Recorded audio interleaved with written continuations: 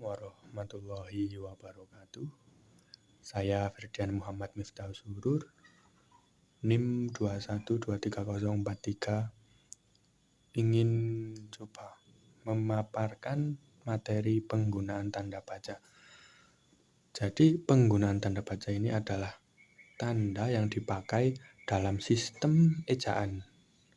Penggunaan tanda baca digunakan untuk menunjukkan struktur sebuah tulisan, menentukan intonasi, serta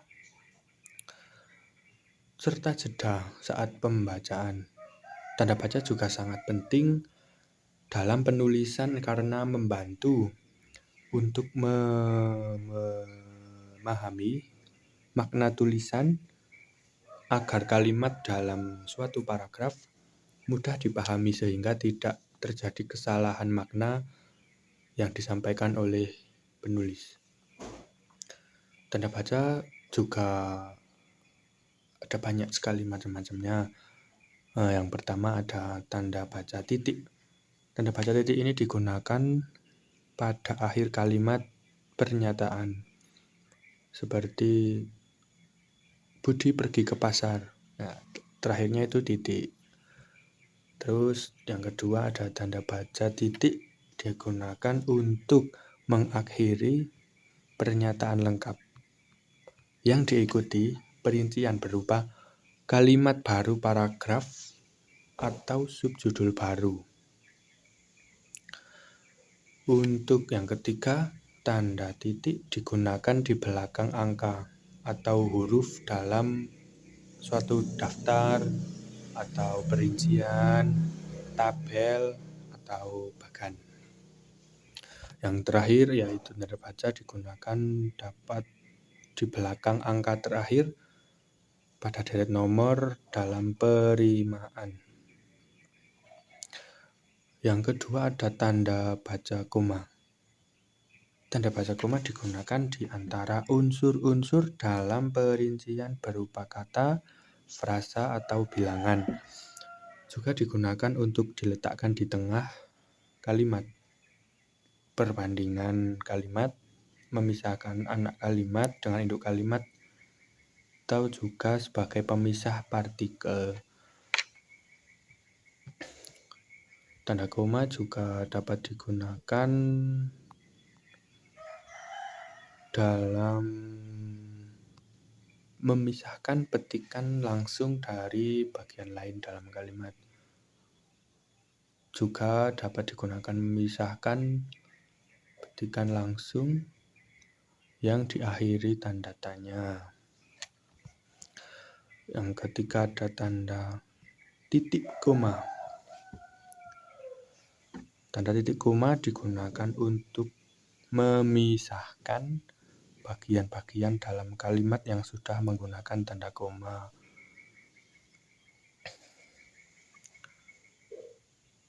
Contoh tanda titik koma seperti hari sudah malam, titik koma, anak-anak masih membaca buku.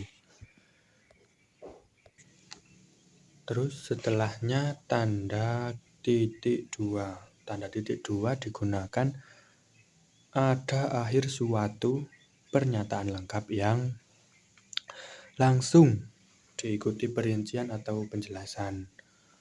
Seperti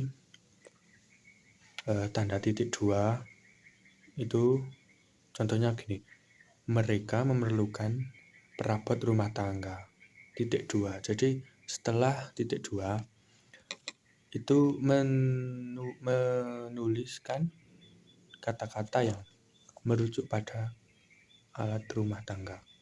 Ini jadi contohnya, mereka memerlukan perabot rumah tangga, titik dua, kursi, meja, atau dan lemari gitu. Terus tanda titik dua juga tidak dapat digunakan jika perincian atau penjelasan itu merupakan bagian dari kalimat lengkap. Contoh, kita memerlukan meja, kursi, dan lemari. Itu sudah kalimat lengkap. Tidak ada kata-kata perabot rumah tangga titik dua, itu ya bisa.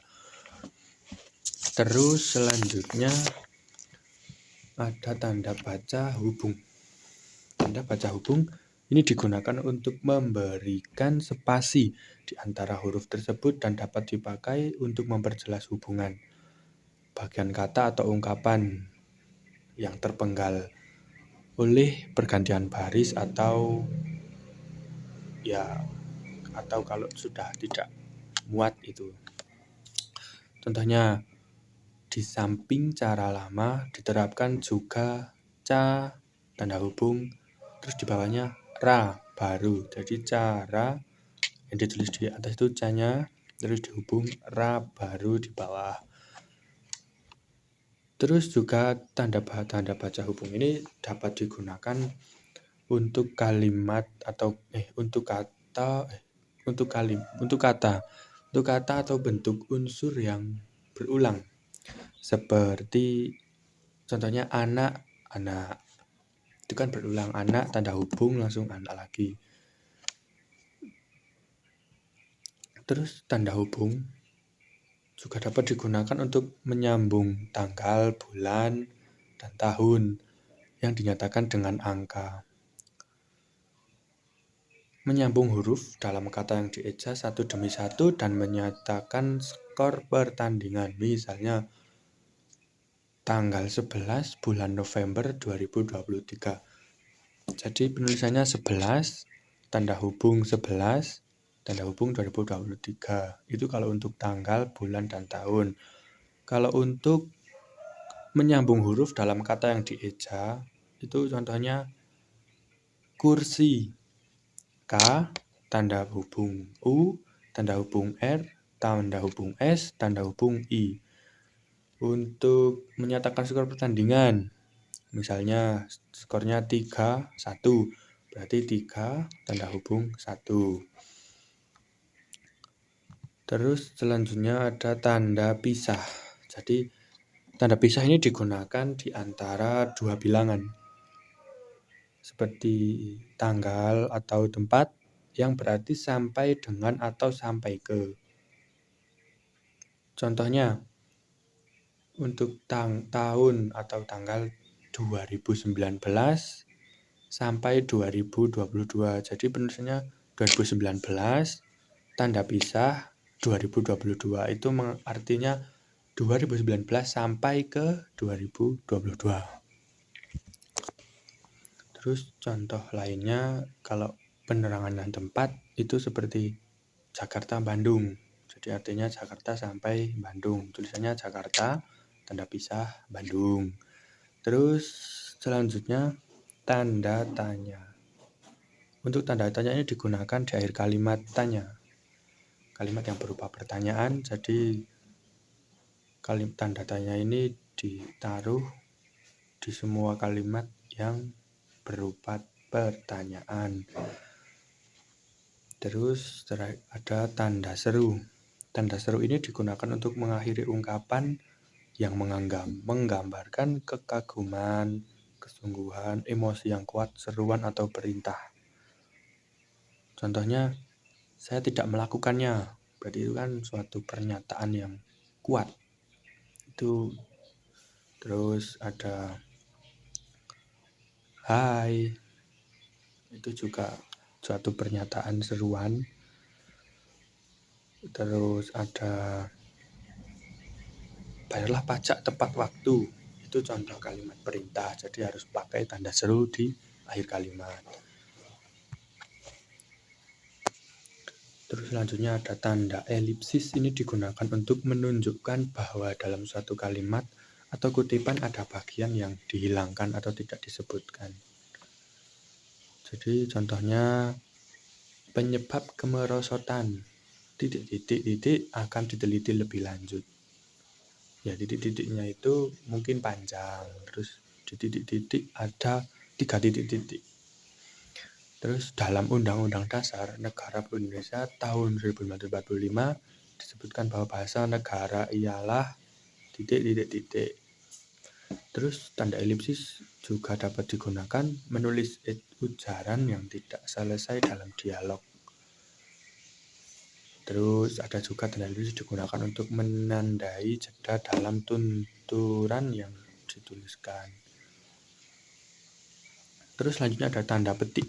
Tanda petik ini digunakan untuk mengapit petikan langsung yang berasal dari pembicaraan naskah atau bahan tertulis lain. Contohnya, tanda petik merdeka atau mati. Ditanda petik lagi, seru Bung Tomo dalam pidatonya. Terus tanda petik juga digunakan untuk mengapit judul puisi, judul lagu, judul artikel, judul naskah, judul bab, atau tema, subtema yang terdapat di dalam satu kalimat. Jadi contohnya puisi Pahlawanku terdapat pada halaman 125 buku itu. Jadi yang ditanda petik itu judulnya, puisinya itu yaitu Pahlawanku. Jadi kata pahlawanku itu dipetik. Terus ada tanda petik tunggal. Tanda petik tunggal itu digunakan untuk mengapit petikan yang terdapat pada petikan lain. Contohnya saat percakapan, tanya dia, koma, tanda petik 2, kau dengar bunyi kering-kering tadi, tanda petik tanda tanya, terus tanda petik 2. Di mana tanda petik tunggalnya? Yaitu ada di bunyi kering-keringnya, berarti di kata kering-kering. Yang di tanda petik itu berarti tanda petik kering-kering, tanda petik tunggal lagi. Terus ada selanjutnya tanda kurung. Tanda kurung ini digunakan untuk mengapit huruf atau angka sebagai penanda rincian yang ditulis ke samping atau ke bawah di dalam kalimat. Ya, juga bisa untuk keterangan tambahan seperti singkatan atau padanan kata asing seperti Kamus Besar Bahasa Indonesia dalam kurung KBBI tutup kurung. Jadi itu yang digunakan di dalam tanda kurung itu digunakan untuk yaitu singkatan dari KBBI juga bisa. Terus ada tanda kurung siku. Tanda kurung siku ini digunakan untuk mengapit huruf kata atau kelompok kata sebagai koreksi atau tambahan atas kesalahan di naskah asli yang ditulis. Jadi contohnya sang sapurba menengar bunyi bergemerisik. Jadi kan itu menengar itu kan kurang D ya. Jadi yang di tanda kurung siku itu untuk melengkapi kekurangan menengar itu kan kurang huruf D, berarti tanda kurung siku D engar. Jadi kan untuk mengkoreksi kata yang salah itu mendengar itu. Terus ada selanjutnya tanda garis miring. Tanda garis miring ini digunakan dalam nomor surat, nomor pada alamat, dan penandaan masa 1 tahun yang terbagi dalam 2 tahun takwim. Misalnya nomor .27 garis miring PK garis miring 2 garis miring 22 2022. Atau untuk nama jalan seperti Jalan Keramat .23 garis miring 10. Untuk yang terakhir ada tanda apostrof. Ini digunakan untuk menunjukkan penghilangan bagian kata atau bagian angka dalam suatu konteks tertentu. Misalnya dia kan kusurati, berarti dia kan kusurati itu tanda apostrofnya terdapat di kan. Bentuknya dia. Terus tanda apostrof berupa titik petik di atas itu tanda apostrof koma di atas, terus kan kusurati. Jadi apostrof kan itu sama dengan atau artinya itu akan, jadi dia akan kusurati. Atau lagi malam lah tiba, malam terus tanda apostrof lah tiba, berarti lah itu artinya telah, jadi malam telah tiba. Untuk penggunaan tanda apostrof ini lazim dalam ragam non-standar. Mungkin itu beberapa tanda baca, semuanya ada 15. Mungkin itu yang dapat dapat saya sampaikan. Kurang lebihnya mohon maaf ya. Saya akhiri. Wassalamualaikum warahmatullahi wabarakatuh.